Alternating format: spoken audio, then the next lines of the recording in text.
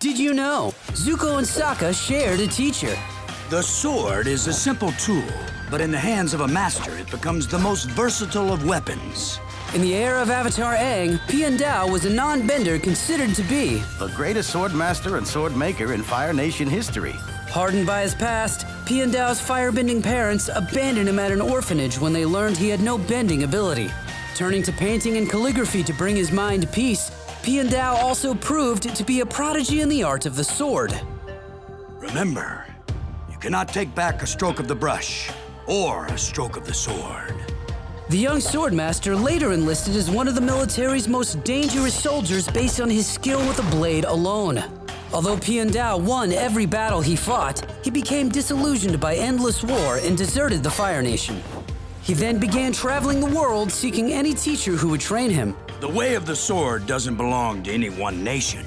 Knowledge of the arts belongs to us all. Piandao refined his fighting style into an art form unto itself, with much thanks to master warriors, craftsmen, and even benders willing to take on a non-bending pupil.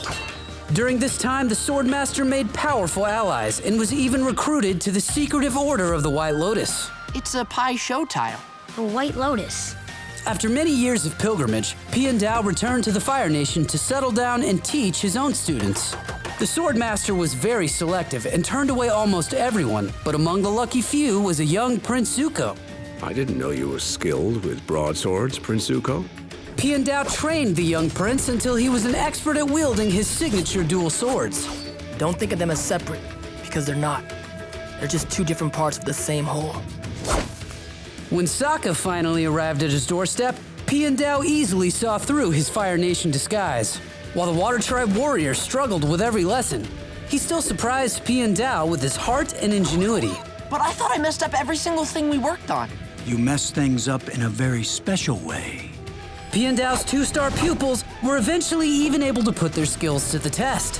While camped at the Western Air Temple, Sokka challenged Zuko to a sword duel, no bending allowed.